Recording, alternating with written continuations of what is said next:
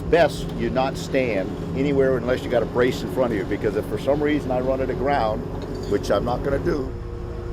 It's the first river run of Alaska, which means, all right, here we go. We got fresh salmon all summer. We've never done this. We've always gone commercial.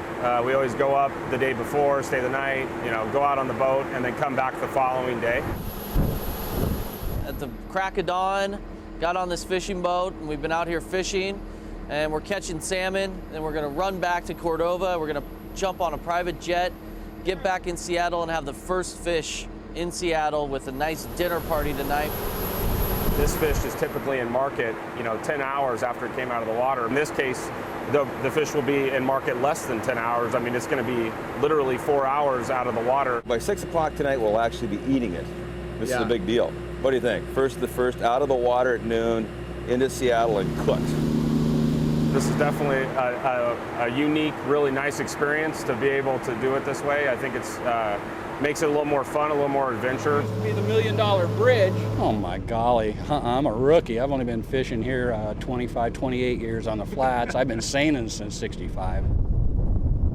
What's it take? Just a little bit of effort. I always start inside on the first period, just in case things are ugly, something breaks down. It didn't break down, everything went fine. That's why I'm heading to the ocean now, because it's that time. Well, it's always exciting. Anytime you go out, it's exciting. Nice day, calm seas, everything's perfect today. Yeah, I enjoy it when it's like this. When it gets really ugly, I'm an accountant. I stay in town.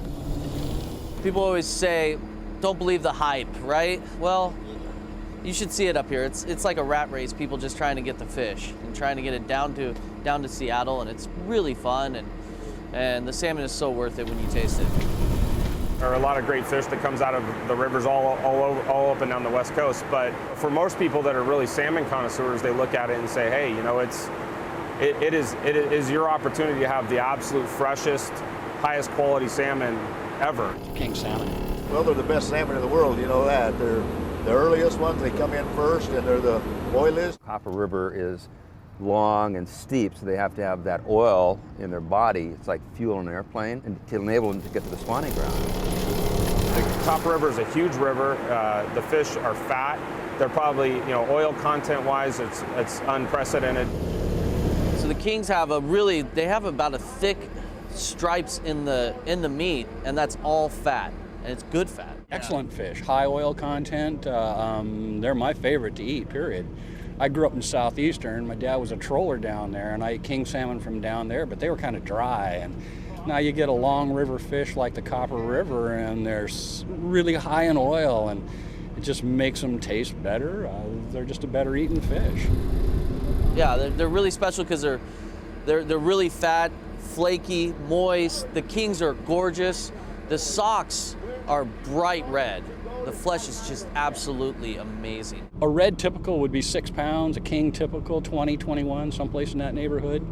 The kings I held up probably 22, 23, someplace in that neighborhood, I would guess average. 4 reds, 1 king, pretty lousy, but there's loads of whales outside right now, so the guys are all dodging the whales. We really focus on stewardship. The thing we're probably the most proud of is our boat to the throat model. In the seafood business means taking it all the way from the water and taking it all the way to the back door of our customers and controlling the quality, the traceability.